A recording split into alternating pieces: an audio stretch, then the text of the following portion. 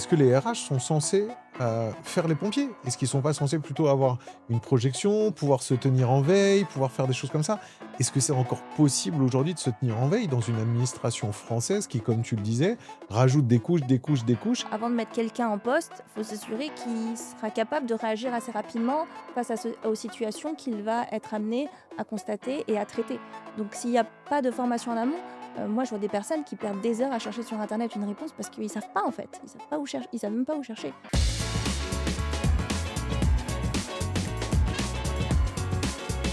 Bonjour à toutes et à tous. Alors merci d'être présents pour ce nouvel épisode du podcast du Barbu qui parle RH. Et aujourd'hui, on va parler d'un sujet qui est un sujet de tension chez tous les RH. On va parler de l'administratif. On va parler de tout ce qui vous prend du temps et que le fameux chat GPT était censé vous enlever comme tâche chronophage, mais que finalement, il ne vous enlève pas tout. Parce qu'il faut en connaître un paquet et surtout, il ne faut pas se tromper. Et pour parler de ce sujet, j'ai le plaisir et l'honneur d'avoir aujourd'hui au micro Cécile Deroin. Salut Cécile, comment ça va? Bonjour Nicolas, ça va? Merci et toi? Je me suis pas trompé, hein, c'est bien Cécile Deroin. C'est bien moi. Ok. Non, mais surtout sur la prononciation pour pas qu'on fasse d'erreur. Écoute Cécile, je suis très content de t'avoir parce que je sais que tu fais beaucoup d'évangélisation sur LinkedIn sur tous ces sujets. Ouais. Et je pense que les RH en ont besoin. Donc ça va être vraiment tout le sujet du jour, essayer de voir un petit peu comment on peut les comprendre, comment on peut les aider, les accompagner, leur donner des points activables pour pouvoir justement s'améliorer, essayer de trouver des voies et des chemins pour faire face à toute cette lourdeur et toute cette problématique administrative. Mais avant de commencer, est-ce que tu peux te présenter en quelques mots, s'il te plaît? Alors je me présente, je m'appelle Cécile, je suis cofondatrice d'un organisme de formation qui s'appelle l'Académie RH, qui forme les RH justement. Je suis également, fondatrice d'un cabinet d'avocats qui s'appelle Avolai, que j'ai monté il y a pas très longtemps et qui me permet aussi d'animer des formations. Mais mon activité principale, c'est vraiment la formation des RH. J'ai commencé, à faire ça en entreprise, j'ai adoré. J'ai fait 8 ans en entreprise et pendant 8 ans, j'ai accompagné les RH et j'ai pris du plaisir à expliquer, en fait, ce qui était très compliqué de comprendre quand on a juste le code du travail sous les yeux. Donc, j'ai lancé comme ça mon activité il y a 2 ans et aujourd'hui, je suis là pour te parler, encore une fois, de RH et droit du travail. Trop cool. C'est fou hein, de voir qu'il y a des gens à qui ça plaît. Ah oui. Parce que ça te plaît, tu kiffes en fait ce que tu fais. Ah oui, j'adore ce que je fais et je pense que c'est ça qui change aussi, hein, quand on est, à l'école, quand on est à la fac, on a des cours qui sont pas forcément passionnants parce qu'on a des gens qui nous expliquent un petit peu les règles sans avoir non plus la pratique derrière. Moi, j'aime bien dire: «Bon écoutez, là, cette règle-là, je sais, elle est pas facile à comprendre, mais voilà à quoi elle va vous servir dans votre quotidien et voilà pourquoi faut pas prendre peur ou c'est pas grave si vous la connaissez pas par cœur. Faut juste comprendre l'idée derrière qu'il y a pour que vous puissiez être plus tranquille dans votre taf». En fait, c'est plutôt ça. Et du coup, on va mettre les pieds dans le plat, hein, clairement. Est-ce qu'aujourd'hui, enfin, comment on en est arrivé là, clairement? Parce qu'aujourd'hui, il faut être conscient d'une chose, c'est que on a l'impression que les RH ne peuvent plus faire leur taf correctement parce qu'ils sont ensevelis sous des tonnes de paperasserie, d'administratifs, Ouais. de lois, de juridiques, de tout ce que tu veux. C'est quand même assez inconcevable. Je l'ai dit en introduction, on pense et en gros, l'IA est arrivée en mode, le sauveur, quoi. Mmh. Tu vois? C'est-à-dire que on va vous sauver, on va vous aider à faire cette tâche chronophage. Oui, OK, mais ça a ses limites. Déjà, il faut construire l'IA, on pourra peut-être en parler pendant le podcast, mais il faut construire l'IA et puis surtout, il faut déjà savoir où aller chercher, Bien sûr. quoi, qu'est-ce et connaître un petit peu tout ça. Mais comment on en est arrivé là? Parce qu'on a l'impression que les RH ne peuvent plus faire leur travail correctement, quoi. En fait, on a en France un gros problème, c'est qu'on aime bien, faire des lois. On aime bien légiférer. Donc à chaque fois qu'on a un nouveau Les lois de problème la France. qu'on rencontre, en fait, il y a une loi qui vient derrière. Là, on peut voir ce week-end, il y a une loi qui est sortie, qui est venue expliquer comment il fallait refuser une demande de retraite progressive d'un salarié. Je ne rentrerai pas dans le détail, mais c'est juste pour montrer qu'en fait, on constate des situations, on légifère, donc on empile beaucoup de lois et puis à côté de ça, on empile aussi beaucoup de normes différentes et ça perd tous les RH parce qu'il faut appliquer à la fois le code du travail, les conventions collectives, les accords d'entreprise, et puis il faut articuler avec les usages, le contrat de travail. Donc ça fait beaucoup de normes et le RH ne sait plus ce qu'il doit appliquer. Ça, c'est ce qui me prend le plus de temps à expliquer quand je suis en formation, c'est pourquoi vous êtes censé appliquer là la convention collective et pas le code du travail. Mmh. Ou pourquoi vous allez appliquer votre accord d'entreprise qui est beaucoup moins favorable et pas le code du travail. Ça, c'est une articulation des normes qui rend un petit peu flou toutes les règles qu'on va avoir en France. Et puis derrière, on a un dispositif qui est, très contrôlant. On est beaucoup dans le contrôle en France, on est moins dans la confiance, donc tout ce que les employeurs vont faire, ça va être contrôlé. On peut le voir dès le stade de la mise en place d'une entreprise, il y a beaucoup d'informations qui vont remonter à l'inspection du travail, par exemple. On veut mettre du temps partiel, bah, dans certains cas, inspection du travail, les horaires de travail, inspection du travail, règlement intérieur, vous voyez? Et là, on est vraiment dans un dispositif de contrôle qui n'existe pas forcément dans d'autres pays. En Europe, on en reparlera après, Mmh. mais on est vraiment dans tout ça. Donc tout ça mis bout à bout, ça rend des RH qui se retrouvent face à une forêt de normes et ils savent plus du tout quoi appliquer ni comment le faire. Ils perdent beaucoup de temps à essayer de décrypter finalement qu'est-ce qui doit être appliqué dans l'entreprise. Et toi qui as fait du droit avant, parce que c'est ta formation initiale, hein, je sais que les juristes et les gens qui ont fait du droit ont fait aussi beaucoup d'histoire du droit et Absolument. tout. Et comment on en est arrivé là? Est-ce que c'était comme ça avant? Est-ce que ça a toujours été le cas ou est-ce que ça s'est vraiment amplifié? Parce qu'on a l'impression en fait que, comme tu dis, peut-être qu'on partait d'un code du travail ou d'un code qui date des débuts du 19e siècle ou quelque chose au milieu du 19e siècle et qui a fait que, OK, on avait une structuration qui était intéressante parce qu'il faut quand même à minima Ouais. normer les choses. Mais on a l'impression que plus le temps avance, en fait, et plus, ça devient non seulement un millefeuille, mais ça devient même Non. un globi-boulga, quoi. Parce qu'au-delà du millefeuille, il y a le côté, OK, on rajoute un truc pour améliorer, mais là, on n'améliore plus. En fait, le code du travail, bon, plus les années passent, plus il s'épaissit. Ouais, c'est ça. Donc aujourd'hui, je ne sais pas combien de pages on est, j'ai plus de code du papier parce que maintenant je l'achète plus, je suis obligée d'aller sur Légifrance tellement ça change tout le temps. Et du coup, pourquoi on a un code du travail dont on est assez fier quand même, hein, en France? Parce que on a un code du travail qui est très dense, mais qui est là pour protéger le salarié. Mmh. Parce qu'on considère que le salarié, il est dans une situation de faiblesse, de précarité par rapport à l'employeur. Donc on va surprotéger le salarié et le code du travail est là pour protéger justement ce salarié. Donc ça crée beaucoup de normes, beaucoup de contraintes côté employeur et on n'a pas cette souplesse-là et c'est vrai que c'est plutôt, bah, c'est ça, hein, qui fait on est sur un code qui s'alourdit, c'est juste pour protéger le salarié. Et donc, pour toi, là, si on devait alors on va parler des RH un petit peu après, de comment on peut les améliorer, mais si on avait dû changer quelque chose ou si on devrait changer quelque chose pour toi, ce serait quoi? Ce serait plutôt d'essayer de le construire avec les entreprises? Parce qu'en fait, ce que tu es en train de nous dire, c'est qu'il est construit vraiment à côté, en marge, Pas en mar exactement, c'est ça qui est compliqué justement. Il est construit, il est très lourd, il prévoit beaucoup de règles où, on va avoir des règles d'ordre public, c'est-à-dire j'ai pas le droit d'y toucher même en entreprise, même par accord avec le salarié. On va avoir des règles qui vont s'appliquer qu'à défaut, de choses qui ont été conclues au niveau de l'entreprise. Mais, on a un petit peu inversé la tendance quand même puisqu'il y a une grande place aujourd'hui qui est laissée à la négociation en entreprise, ce qu'on appelle le dialogue social en entreprise, où on va chercher à, encadrer des normes au niveau de l'entreprise par accord collectif d'entreprise. Et ça, c'est nouveau. C'est une tendance qui est un peu nouvelle. Ça allège pas le code du travail, parce que le code du travail est toujours aussi gros, il est toujours aussi lourd. Par contre, ça permet à certains employeurs de se libérer un peu, par exemple, sur l'organisation du temps de travail. Avant, c'était que le cycle, la modulation, des dispositifs qui étaient assez stricts.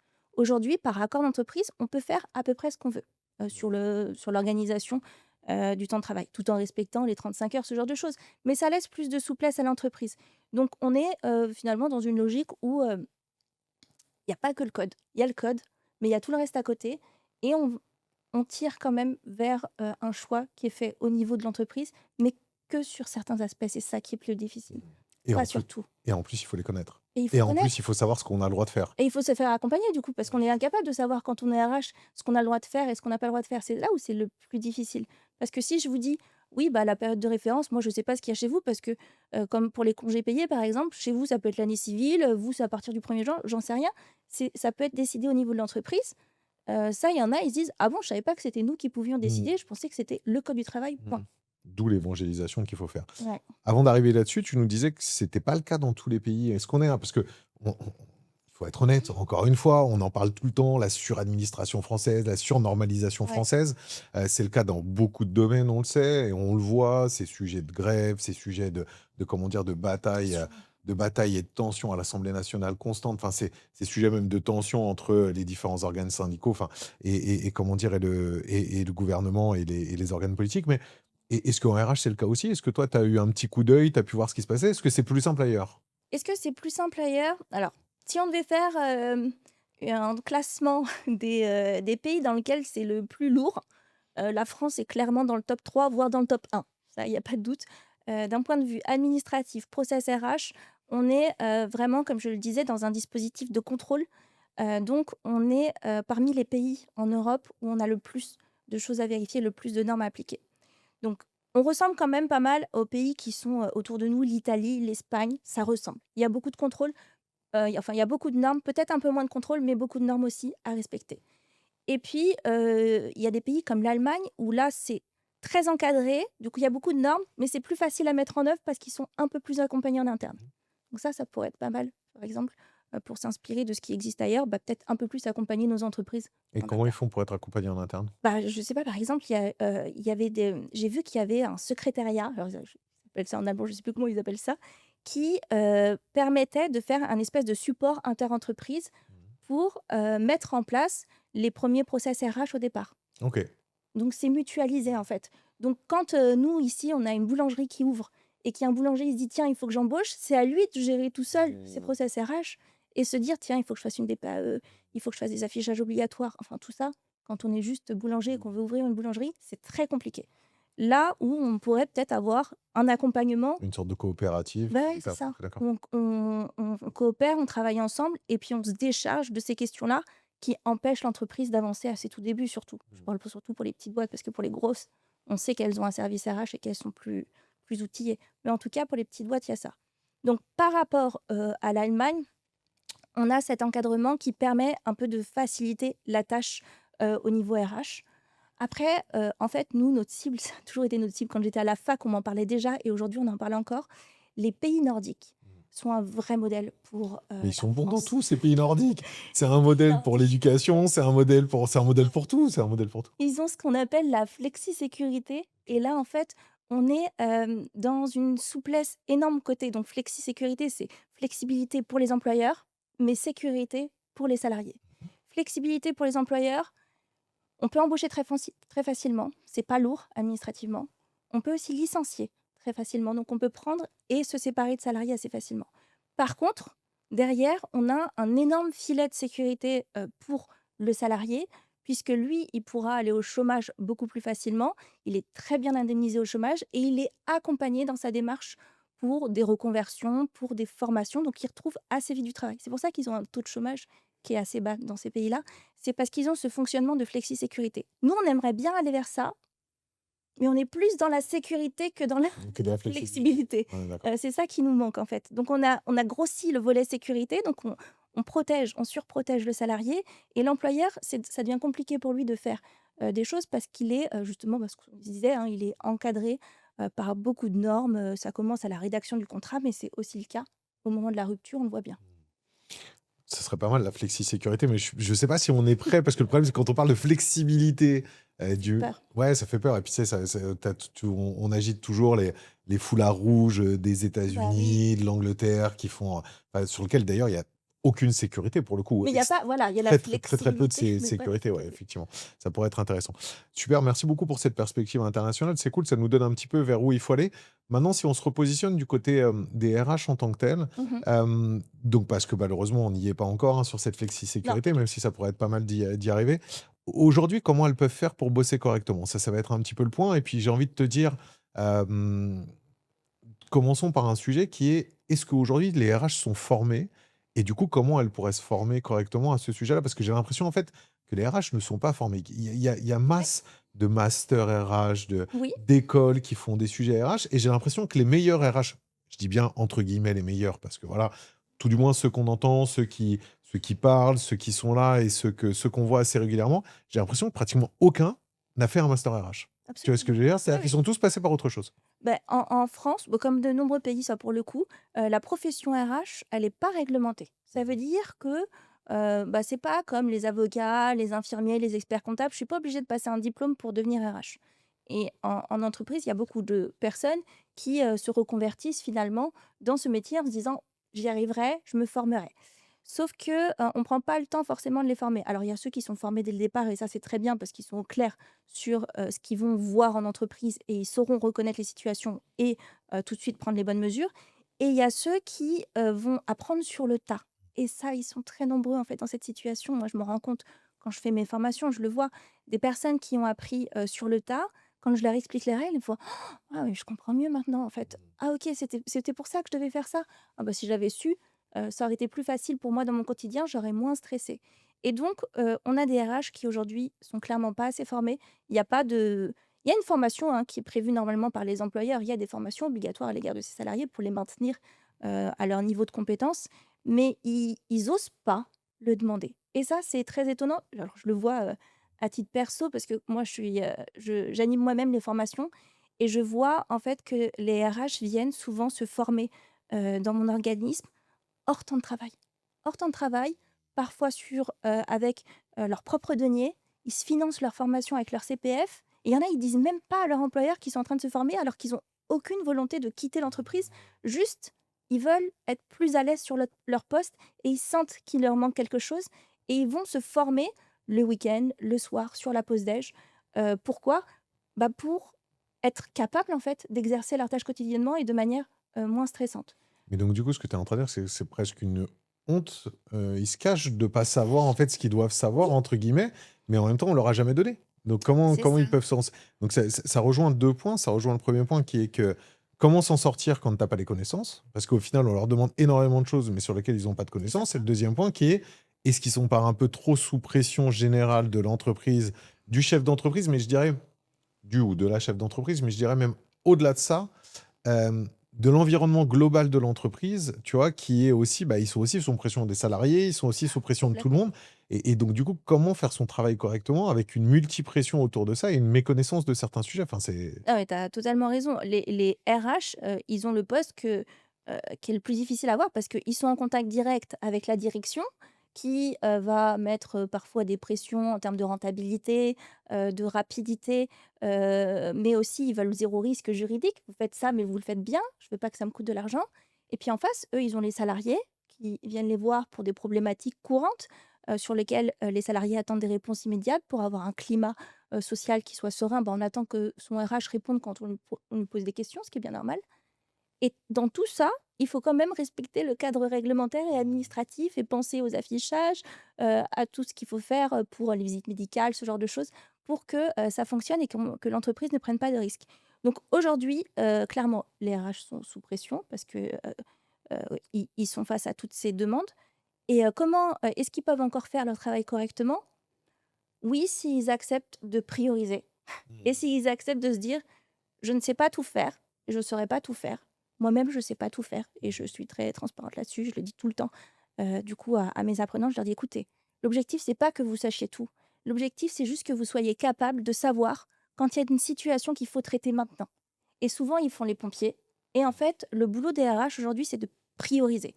Prioriser ce qu'il va falloir traiter aujourd'hui, laisser de côté ce qui peut attendre parce qu'ils vont travailler comme ça tout le temps, en fait, sous pression avec des choses qu'ils n'avaient pas prévues dans leur agenda. Quand il y a un accident, qui intervient au travail, on le pose le stylo, on arrête tout ce qu'on était en train de faire et on s'en occupe, en fait, on est obligé. Donc on priorise en fonction des risques juridiques, on priorise en fonction, et bien de l'événement. Est-ce que c'est un événement en lien avec la sécurité, la santé des salariés? Est-ce qu'il y a des risques juridiques particuliers? Et on prend tous ces éléments-là et en fait, on fait sa to-do du jour en fonction de ça et parfois on la tient pas, mais Non, c'est OK. mais donc, du coup, est-ce que... Et là, je pique un peu, mais est-ce que c'est faire son travail correctement que de prioriser? Parce que, ok, mais on a l'impression un petit peu que c'est justement, comme tu dis, faire le pompier, quoi, tu vois. Et est-ce qu'un RH est censé, ou une RH plutôt, parce que c'est majoritairement des femmes aussi, est-ce que les RH sont censés faire les pompiers? Est-ce qu'ils sont pas censés plutôt avoir une projection, pouvoir se tenir en veille, pouvoir faire des choses comme ça? Est-ce que c'est encore possible aujourd'hui de se tenir en veille dans une administration française qui, comme tu le disais, rajoute des couches, des couches, des couches. Et en plus, là, c'est plus un point de vue philosophique, mais en plus, encore une fois, c'est comme tout, tu vois. C'est-à-dire que les RH sont tellement dénigrés sur plein de sujets parce qu'on a l'impression que leur job est simple. Tu vois, Non. parce que, non, mais tu sais, c'est bien le C'est sujet. clair. Et donc, tu vas avoir, alors, le chef d'entreprise qui va dire, ah bah attends, il y a telle norme qui vient d'arriver, tu la connais, je l'ai entendue parce que j'ai mon pote chef d'entreprise qui m'en a parlé, comment ça se fait qu'on met pas ça en place chez nous? Attends, donc elle doit la connaître. Il y a des salariés qui viennent faire la même chose parce qu'ils ont entendu, «Ah bah attends, aujourd'hui, j'étais malade comment dire? Pendant mes congés, bah du coup, tu me dois les congés là maintenant c'est fait. Ah bah attends, c'est pas mis en place». Tu vois ce que je veux dire? C'est-à-dire que, ils doivent être en veille de tout et en même temps, on a l'impression qu'on leur rajoute toujours quelque... Ils s'en sortent pas. Je vois pas comment c'est possible, quoi. Je pense qu'il faut accepter, qu'on n'arrive pas à s'en sortir. Leur boîte mail, en fonction des RH et de leur périmètre, tous les jours, s'ils ne devaient traiter que les mails, ils passeraient leur journée à faire ça, en fait. Mmh. Mais du coup, ça veut dire que tu traites pas, d'autres choses que tu avais prévues qui nécessitent un travail de réflexion en amont, comme tu le disais, pour préparer des projets, pour mettre en place des process, pour en préparer vraiment des choses avant qu'elles n'arrivent. Et malheureusement, la réalité, c'est que, la vie d'une entreprise, c'est ça, c'est fait d'événements qui vont intervenir pendant la journée, pendant la semaine, qui font que tu lâches un petit peu le stylo. Et non, c'est pas la bonne manière de faire, c'est sûr. Mais pour pouvoir, en fait, finir sa to do comme on aimerait la faire, soit on est peut-être un peu plus nombreux, peut-être qu'il manque un peu d'effectifs, soit on priorise et on laisse nécessairement un moment, un petit bout qu'on n'a pas le temps de traiter. Ouais, ouais, non, je comprends, hein, vraiment, c'est le sujet de priorisation parce que nécessairement, on est obligé, comme tu le dis, il y a des événements qui sont là, il y a des trucs que tu as pas prévus, il y a une personne qui est malade, comme tu dis, il y a un accident, comme tu dis, il y a un nouveau truc qui vient d'arriver. C'est une réalité.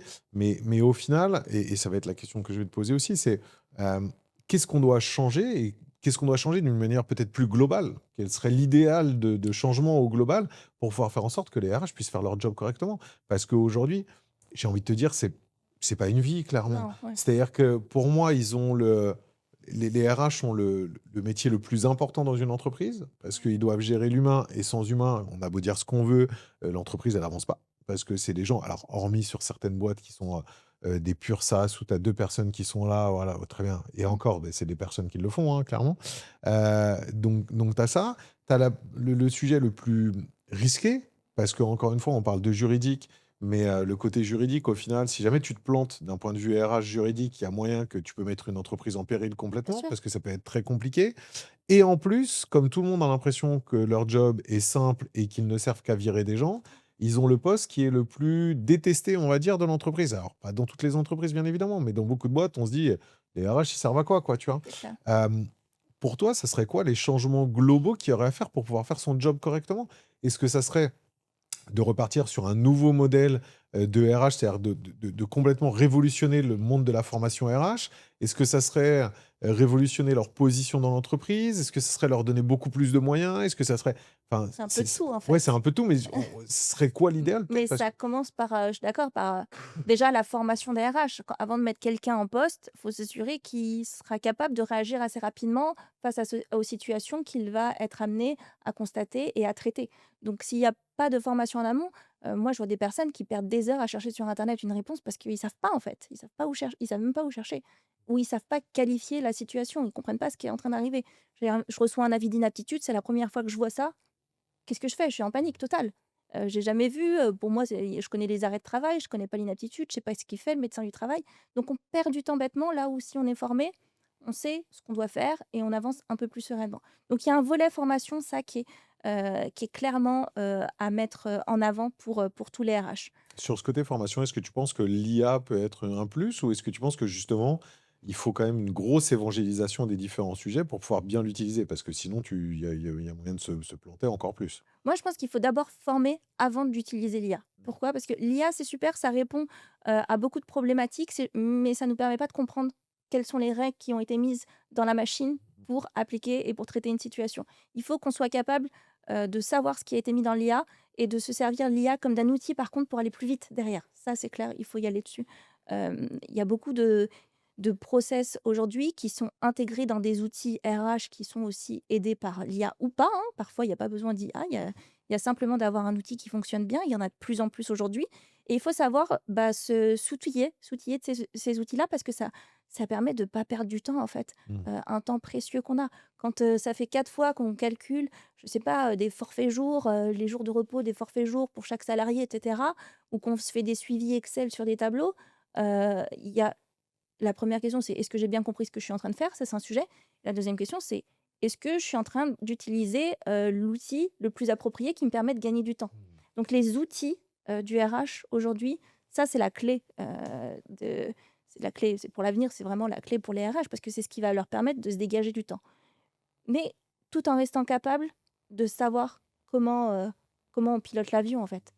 Le pilote d'avion, il sait comment ça fonctionne, mais il sait se faire assister, appuyer sur un bouton pour dire: «Tiens, ça je m'en occupe pas, j'appuie sur un bouton». Donc il y a ça, ce volet-là et puis après derrière, ça leur permettra de gagner plus de temps pour accompagner les humains parce qu'à la base, les RH, ce qu'ils veulent justement, c'est quand même ça, c'est ce contact et ils l'ont perdu, À cause de quoi? Bah, à cause de tous ces process et de cette lourdeur où ils se posent plus des questions sur des caches des cases à cocher, des tâches à traiter, Mmh. des obligations à respecter et finalement l'onboarding humain, il arrive en bout de course et parfois on n'a même pas le temps de le faire parce qu'on se rend compte qu'on a été pris, justement dans un tourbillon d'autres démarches administratives. Donc du coup, cette partie formation, elle est hyper importante. Ouais, Cette partie outillage, comme tu dis, elle est hyper importante. aussi. Comment on fait aussi, avant de passer au côté un petit peu plus, on va dire, environnemental? Chef d'entreprise, peut-être changer des choses à ce niveau-là. Comment on fait aujourd'hui pour pouvoir bien s'outiller justement face à cette lourdeur administrative? Parce que, mine de rien, tu dis que ça nous aide, mais des outils, il y en a des Il y en tonnes. a des Donc, tonnes. comment tu fais pour bien t'outiller par rapport à ça? Surtout quand tu ne sais pas, encore une fois, parce que c'est toujours pareil. Bah Tu oui, sais, on a l'impression que c'est un peu un serpent qui se mord la queue, quoi, tu vois? exactement, le cerveau mère. Donc, Ouais.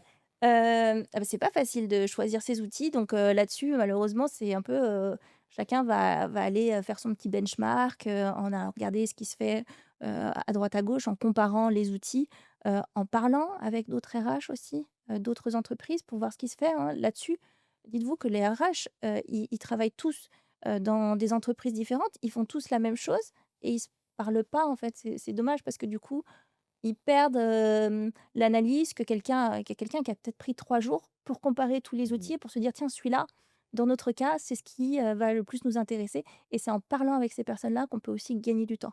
Donc il y a une synergie entre les RH qu'il faudrait trouver pour gagner ce temps précieux sur, comme tu le disais, bah, le choix d'outils. Choix d'outils, moi, je suis pas là pour dire: «Il faut prendre ça, ça, ça». mmh. Ils ont tous leurs avantages et des inconvénients. Ça va dépendre de la taille de la boîte, ça va dépendre du secteur d'activité, ça va dépendre des tâches, pour lesquelles on veut s'alléger et les tâches pour lesquelles il y a moins d'urgence justement à créer des process et il y a forcément un outil en revanche qui, correspondra à ces attentes et qui permettra de gagner ce temps précieux. Mais il y en a beaucoup aujourd'hui comme tu le dis et ça c'est compliqué aujourd'hui d'y voir clair, mais il faut pas hésiter à aller sur des salons, se renseigner, parler, avec, ceux qui ont créé ces outils-là. Parce qu'il y a que comme ça, en allant voir finalement, qu'on peut se rendre compte que, on serait très à l'aise avec cet outil, un peu moins avec celui-là, donc on va plutôt choisir celui-là. Ouais, pour ça, c'est cool. Il y a des communautés, je sais pas si tu connais les Recruiters Kitchen, les GHR et compagnie, qui parlent. Je trouve qu'elles sont pas encore assez dynamiques, elles devraient l'être encore plus, ça devrait encore plus parler, mais le problème, c'est qu'ils n'ont pas le temps. Parce qu'ils ont justement cette lourdeur qui fait que ça les empêche de parler. Et justement, d'un point de vue plus structurel de l'entreprise et de l'entreprise d'un point de vue général, est-ce qu'on pourrait faire quelque chose pour les aider, pour faire en sorte justement de leur donner plus de temps? Bah, il y a que mobiliser des journées en se disant: «Tiens, mes RH, je vais prendre une journée» et ce jour-là, ils travaillent pas, ils sont pas là et ils vont en formation ou ils vont en salon, pour choisir des outils. C'est un investissement, en fait, en temps quand on fait ça. Si jamais je prends, une personne et que je lui laisse 2 jours pour choisir un outil, mais que derrière ça me fait gagner des heures et des semaines de travail. Il faut le prendre, ces quelques heures. C'est juste qu'aujourd'hui, on laisse pas justement, aux RH le temps ni de se former, ni d'aller chercher, à gagner du temps autrement, parce qu'on voit la perte de temps immédiate peut-être. C'est ça le problème. Ou la perte d'argent parce que du coup, ils travaillent pas. C'est une journée où j'ai personne. Mais si on raisonne, à l'inverse, je pense que, il y a rien de mieux que d'investir justement sur les RH pour que eux soient à même de choisir en toute liberté, ou en tout cas, avec le choix de la direction, peu Mmh. importe, mais qu'ils puissent, bah, trouver, les outils qui leur feront aussi gagner du temps, mais prendre du recul, en fait, sur ce qu'ils sont en train de faire et pourquoi ils ont un besoin et sur quel besoin, ils ont besoin de s'outiller. Comment on pourrait les aider et comment on pourrait, leur donner des billes pour, qu'ils essayent justement d'essayer de se valoriser au sein de l'entreprise pour avoir ce temps-là? Parce que je suis d'accord avec toi que, l'aspect, comment dire, développement RH est primordial pour plein de sujets parce que voilà, parce que, on tous les chiffres le montrent, que ça soit dans les problématiques de recrutement, dans les taux de turnover, le coût et tout, mais c'est des coûts qui sont cachés, Mmh. principalement. Comment est-ce que toi tu as comment dire, des idées? Est-ce que tu as des exemples, de RH qui ont réussi à récupérer un peu de temps pour justement faire face à toutes ces problématiques et avancer différemment? Faut le demander. C'est bête, hein, mais il faut le demander. Quand on a des entretiens, professionnels chaque année, dans son entreprise ou, à des échéances plus longues, faut pas hésiter à utiliser, ces entretiens pour dire, «Bah, j'ai besoin de formation parce que là, je suis pas à l'aise sur ce sujet et je pense que j'aurais besoin de temps» ou, «J'ai besoin qu'on, prenne du temps, pour parler ensemble de ça». Même en dehors des entretiens, là, je parle pour la formation, c'est bien d'en parler en entretien, mais si on ne demande pas, en fait, on nous donne pas parce qu'on pense que c'est bon, en fait, tout roule. Donc tant que tout roule, la vie continue, la vie d'entreprise tourne, les demandes sont traitées. Donc, on va pas aller chercher à les aider spontanément. Donc, ceux qui se font le plus aider, c'est ceux qui vont demander de l'aide. Mais là où tu as raison, c'est une réalité. C'est-à-dire que on donne beaucoup de billes, on donne beaucoup de choses aux RH de manière un petit peu générale. Nous, quand on crée du contenu, on leur dit: «Bah, tiens, il y a ça, montre ça à ton chef d'entreprise. Explique-lui, que, une boîte avec des collaborateurs engagés, c'est une boîte avec des clients qui sont plus engagés. Explique-lui que en moyenne, un recrutement raté, enfin un recrutement, un turnover sur moins de 12 mois, ça coûte 40 000 € à la boîte. Explique-lui que tout ça». Mais c'est vrai qu'on a l'impression qu'ils restent cachés, en fait, qu'ils restent un petit peu, tu sais, vraiment ensevelis sous le poids justement de tout ce qu'ils ont à faire, de ce Oui. qui pèse sur leurs épaules, de l'administratif, de toutes ces choses-là et qu'au final, c'est les personnes qui en demandent le moins alors que c'est celles qui en font le plus, Qui quoi. ont plus besoin, oui. On a l'impression que c'est ça. Je sais pas si tu le vis au quotidien avec les personnes avec lesquelles, Si, tu c'est ça, bosses et que tu formes, complètement, mais ouais. Non, mais clairement, c'est ça, mais c'est des personnes qui, comme je te le disais, qui n'osent même pas demander une formation alors que je leur dis, je non, fais: c'est «En ça, fait, c'est c'est dans l'intérêt de l'entreprise. Si vous demandez une formation, à suivre une formation et qu'en plus vous dites: "C'est avec mon compte CPF"», pourquoi vous direz non? mmh, Demain, ça veut dire que vous allez revenir, vous serez plus performant, plus rapide, vous serez plus à l'aise sur les sujets et vous allez permettre à l'entreprise d'éviter des risques qui vont coûter des milliers d'euros. Parce que des erreurs qui coûtent des milliers d'euros, moi, j'en ai des tonnes. Je peux en donner des tonnes et franchement, ça arrive au stade simplement de la rédaction du contrat, hein. mmh, On se loupe sur un CDD. Ah, oups, tiens, on met fin à un CDD en dehors de cadre rupture, il faut payer tous les salaires jusqu'à la fin du CDD. mmh. Heu, Ça, si on le sait pas, parce qu'on est RH et qu'on a appris sur le tas, ça coûte très cher. Alors qu'une formation à côté, c'est beaucoup moins cher, donc forcément, Mmh. c'est investir. Et c'est pareil pour le reste, comme tu le dis, hein. Et est-ce que tu as, en prise de conscience, est-ce que tu as des chefs d'entreprise qui viennent te voir ou qui te contactent justement pour te dire: «Bah, écoute, j'aimerais bien proposer ça comme formation à mes RH, j'aimerais bien développer cet aspect-là», ou même pour eux ou pour elles, chefs d'entreprise, Ah oui?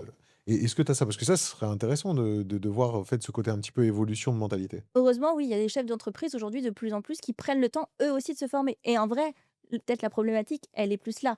C'est pas les RH qui veulent pas se former, eux, ils seraient très preneurs d'un temps pour se former. Mais si au niveau du dessus, la personne qui est DRH ou qui est responsable du service prend elle-même pas le temps de se former, bon, en général, ils sont quand même pas mal outillés pour se former. Bah on prend moins le temps d'écouter les chargés RH qui sont dans le quotidien et qui sont vraiment les mains dans le cambouis. Donc non, je suis d'accord, il y a beaucoup plus de dirigeants qui prennent conscience, de ce sujet-là. Donc j'ai beaucoup de dirigeants qui viennent et qui veulent bien faire et qui, vont se mettre, sur des sessions de formation, bah, pour derrière mieux articuler leur travail aussi avec les RH. Et ça, c'est super de voir ça parce que ça veut dire qu'on est en train d'inverser la logique où ce sera plus les RH qui seront en demande, mais ce sera plutôt, ceux qui sont sur des postes au-dessus, du niveau RH qui vont mettre en place des process pour faciliter la vie des RH. Mmh.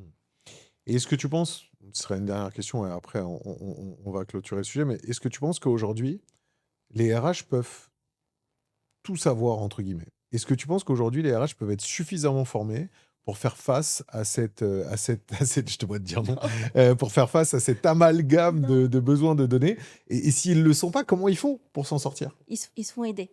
Même moi, je suis pas à jour sur tout. C'est impossible d'être à jour sur tout. Quand, on va m'interroger sur un sujet, je vais toujours vérifier si j'ai pas loupé, peut-être une petite réforme qui est passée ou un revirement de jurisprudence qui change la donne sur le sujet et c'est impossible d'être à jour sur tout et ça, je suis très à l'aise pour dire, bah, à tout le monde: «Soyez tranquille, si vous savez pas tout, c'est pas grave». Par contre, quand vous voyez qu'il y a un sujet qui peut vous coûter, un petit peu d'argent parce que vous avez vu que les risques derrière pouvaient être importants, faut se faire accompagner. Faut se faire accompagner, faut pas hésiter à prendre, voilà, ça peut être une consulte d'avocat, ça peut être son service juridique interne parce que souvent les entreprises sont dotées aussi de services juridiques internes. Il vaut mieux demander confirmation sur un sujet quand on sent qu'il y a des enjeux importants, parce que quand on multiplie fois 50, fois 200, fois 500, fois 1000, l'erreur qu'on serait potentiellement en train de faire, là, ça présente un risque pour l'entreprise. Donc on veut éviter ça. Aujourd'hui, tu formes combien de RH, par mois, par an? Ça représente quoi? Tu vois une évolution? Tu vois une côté augmentation vraiment d'une prise en main justement Ah de oui. Oui, ces sujets-là? complètement. Depuis le début, depuis le lancement de l'académie RH, on est à 1000 apprenants. C'est beaucoup. Ouais. Parce qu'en plus, vous avez lancé ça il y a pas si longtemps. Non, on a lancé ça 2023, fin 2023. C'est énorme, ouais. Ouais, c'est énorme. Ça montre qu'il y a vraiment une appétence pour prendre les choses en main et se former. Et c'est quoi les sujets principaux? Les sujets principaux, le droit du travail, c'est ce qui fait le plus peur parce que c'est ce qui est le plus complexe. Et puis après, on a toutes les formations autour des conventions collectives parce que, comme je te le disais, il y a une norme au niveau de l'entreprise qui va être différente d'une entreprise à une autre à cause de tout ce qui a été négocié. Donc dans une branche, les règles qui sont applicables dans un secteur lié à une branche seront totalement différentes d'une autre branche et les RH qui travaillent dans une branche en particulier vont devoir connaître ces règles qui chapeautent le secteur. Donc ça, c'est des formations qui n'existaient pas. C'est pour ça que j'ai cherché à mettre en place ces formations-là. Parce qu'il y a le code du travail, il y a ce que va dire la branche, ce que va dire l'entreprise, qui est encore différent. Mais c'est bien de savoir déjà ce qui est au niveau de la branche. Et on voit de plus en plus de RH, de gestionnaires paye, d'indépendants aussi, qui sont là pour accompagner, et bien se mettre à jour sur ces questions, sur ces conventions collectives nationales de branche, ou alors sur d'autres aspects des ressources humaines. Ça peut être le recrutement, ça peut être la tenue des entretiens, ça peut être les restructurations, voilà, tous ces dispositifs un petit peu autour des RH qui permet, petit à petit, d'être mieux outillés et mieux équipés pour faire face, au quotidien. Ce qui est absolument dingue dans tout ce que tu dis, c'est que je trouve ça génial, hein. C'est cool parce que justement, tu as une grosse dynamique de formation, tu aides beaucoup de RH et tout, mais c'est dingue parce que tous les sujets dont tu viens de parler, dans la logique des choses, quand tu deviens RH dans une entreprise, tu es censé les savoir. C'est-à-dire que ça reprend un petit peu ce qu'on disait au départ, c'est que tu es censé les savoir. Enfin, c'est dingue de devoir se former sur ça. Les évolutions, je les conçois, hein. Il n'y a pas de sujet parce que, comme tu dis, il y a tellement d'évolutions qu'on est dans un marasme global et qu'avoir toutes les subtilités, oui, mais je pense qu'il y a des RH qui viennent et qui ont certaines bases qu'elles n'ont pas et qu'elles devraient avoir. Et ça, je trouve ça assez choquant. Ouais, ouais, complètement. Trop cool. Donc, on a parlé un petit peu du sujet de base, c'est-à-dire de l'amalgame global et du millefeuille administratif très compliqué. On a parlé de la super flexi-sécurité, j'adore. Je suis complètement fan. C'est vraiment ça vers quoi il faut tendre. Ça serait une bonne chose. Espérons qu'on puisse vraiment tendre faire ça. Ça pourrait être pas mal. On a parlé aussi un petit peu de toutes les évolutions de l'environnement, de comment les RH pouvaient... Pardon.